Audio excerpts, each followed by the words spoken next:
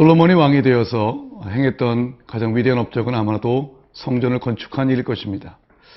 성전이 무엇일까요? 성전을 건축한 후 솔로몬이 하나님께 기도를 드리지요. 그 기도를 들으신 하나님께서 솔로몬에게 나타나 이렇게 말씀하십니다. 내 이름을 영원히 그곳에 두며 내 눈길과 내 마음이 항상 거기에 있으리니. 성전은 무엇보다 하나님의 눈길과 하나님의 마음이 항상 머무는 곳입니다.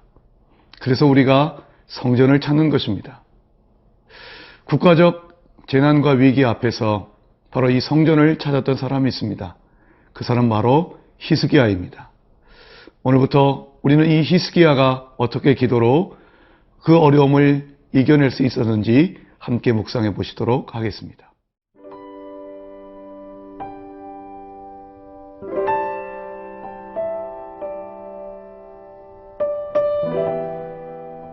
열왕기하 19장 1절에서 13절 말씀입니다. 히스기야 왕이 듣고 그 옷을 찢고 굵은 배를 두르고 여호와의 전에 들어가서 왕궁의 책임자인 엘리야김과 서기관 셈나와 제사장 중 장로들에게 굵은 배를 둘려서 아모스의 아들 선지자 이사야에게로 보내매 그들이 이사야에게 이르되 히스기야의 말씀이 오늘은 환난과 징벌과 모욕의 날이라. 아이를 낳을 때가 되었으나 해산할 힘이 없도다. 랍사게가 그의 주 아수르 왕의 보냄을 받고 와서 살아계신 하나님을 비방하였으니 당신의 하나님 여호와께서 혹시 그의 말을 들으셨을지라. 당신의 하나님 여호와께서 그 들으신 말 때문에 꾸짖으실 듯하니 당신은 이 남아있는 자들을 위하여 기도하소서 하더이다 하니라. 이와 같이 히스기야 왕의 신복이 이사야에게 나아가니 이사야가 그들에게 이르되 너희는 너희 주에게 이렇게 말하라. 여호와의 말씀이 너는 아수르 왕의 신복에게 들은 바 나를 모욕하는 말 때문에 두려워하지 말라. 내가 한 영을 그의 속에 두어 그로 소문을 듣고 그의 본국으로 돌아가게 하고 또 그의 본국에서 그에게 칼에 죽게 하리라 하셨느니라 하더라. 랍사게가 돌아가다가 아수르 왕이 이미 라기스에서 떠났다 함을 듣고 림나로 가서 아수르 왕을 만났으니 왕이 거기서 림나와 싸우는 중이더라. 아수르 왕은 구스 왕 디르하가가 당신과 싸우고자 나왔다 함을 듣고 다시 히스기야에게 사자를 보내며 이르되 너희는 유다의 왕 히스기야에게 이같이 말하여 이르기를 내가 믿는 내 하나님이 예루살렘을 아수르 왕의 손에 넘기지 아니하겠다 하는 말에 속지 말라. 아수르의 여러 왕이 여러 나라에 행한 바 진멸한 일을 내가 들었나니 내가 어찌 구원을 얻겠느냐. 내 조상들이 멸하신 여러 민족 곧 고산과 하란과 레셉과 들라살에 있는 에덴 족속을 그 나라들의 신들이 건졌느냐. 하맛 왕과 아르밧 왕과 스발와임 성의 왕과 헤나와 아와의 왕들이 다 어디 있느냐 하라 하니라.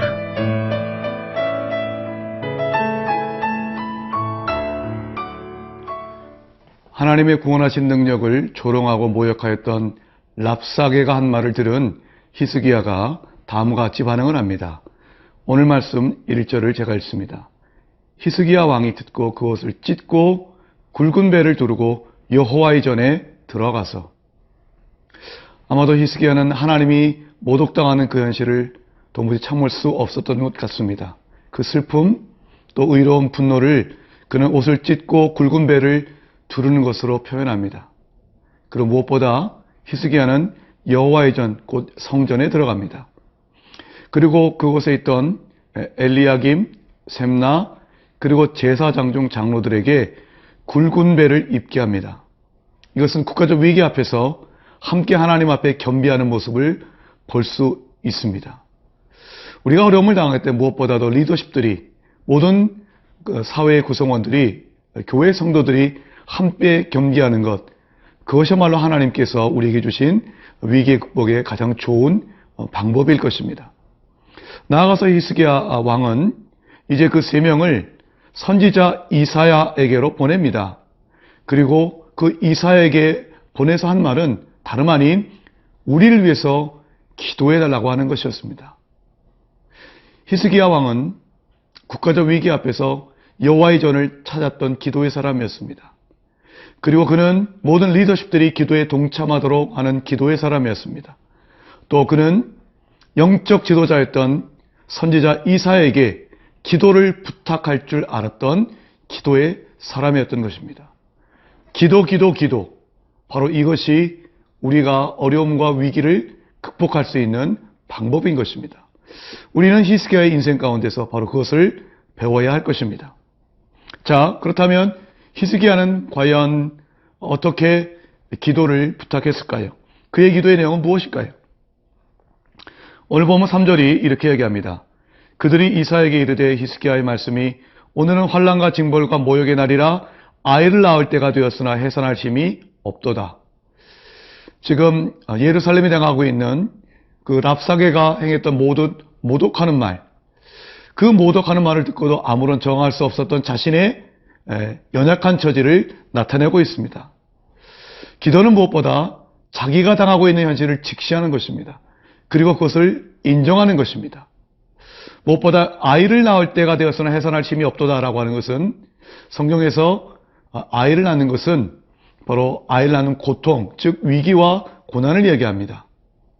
아이를 낳을 이 산모가 아이를 낳을 힘이 없다고 하는 것은 이 고난을 대처할 수 있는 힘이 없다고 하는 것이죠.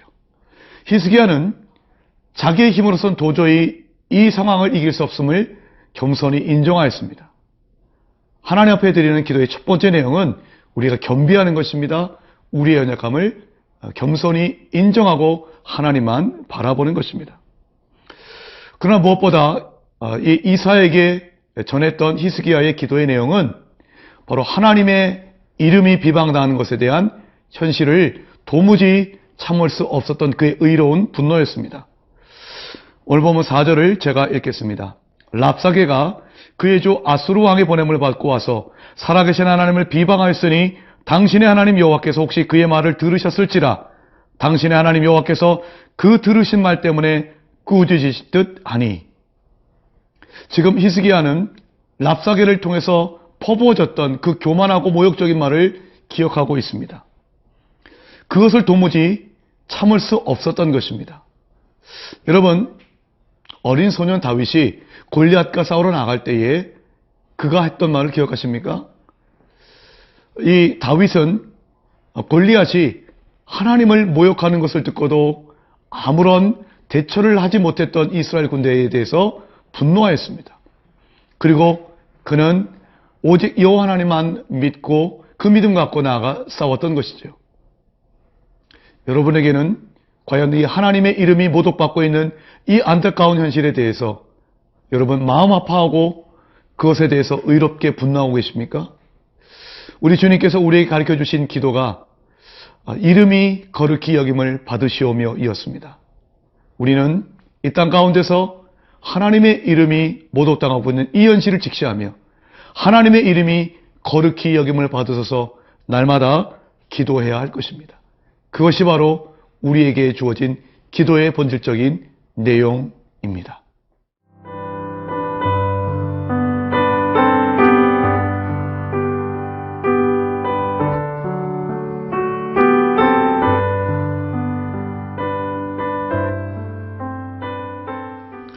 히스기야가 보낸 3명의 신하들의 말을 듣고 이사야 선지자는 그들에게 다음 같은 말을 전하라고 말합니다.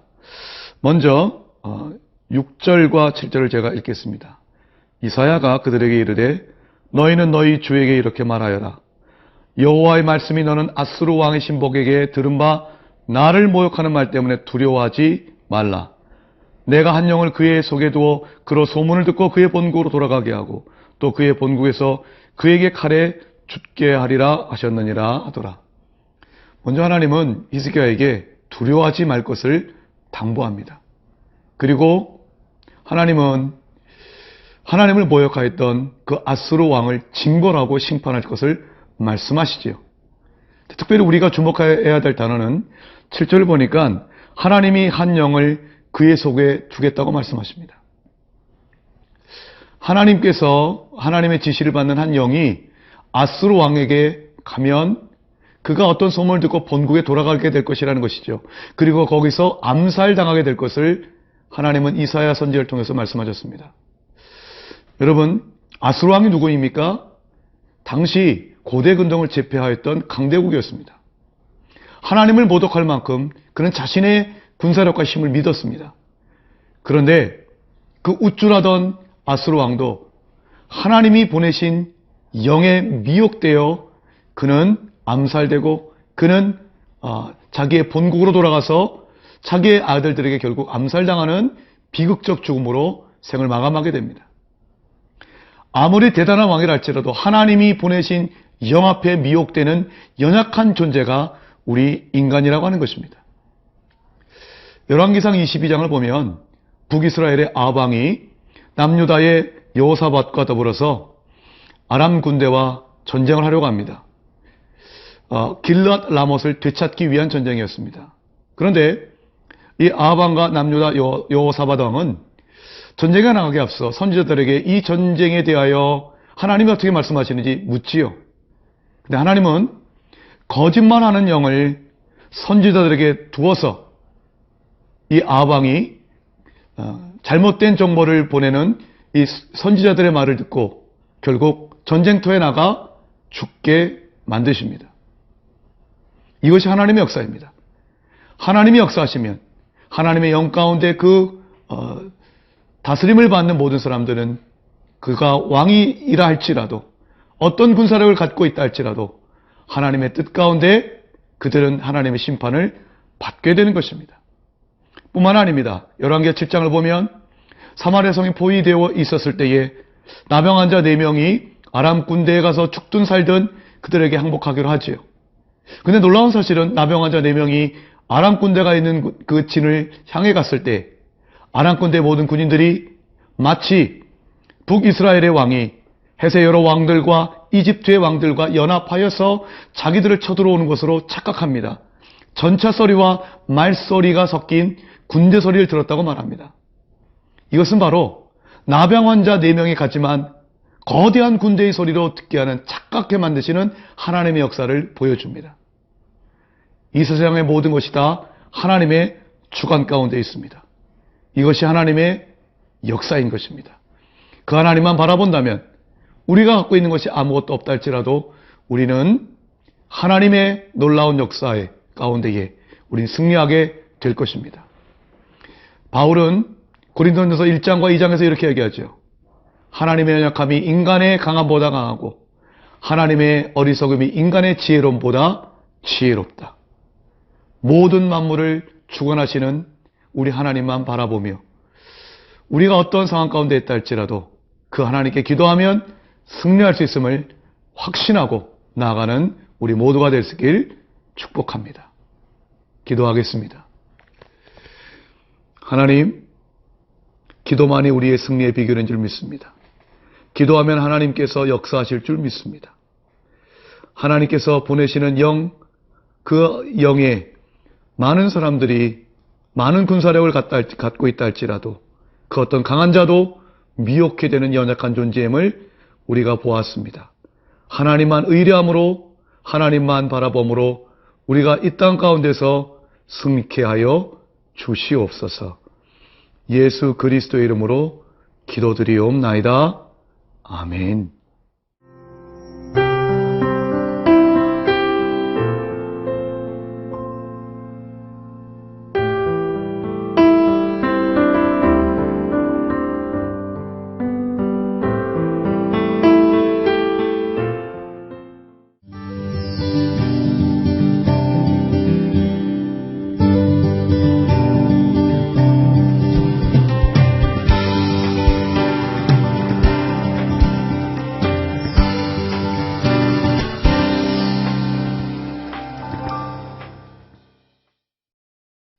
제2회 CGNTV 생명의 삶 큐티 간증수기 공모전.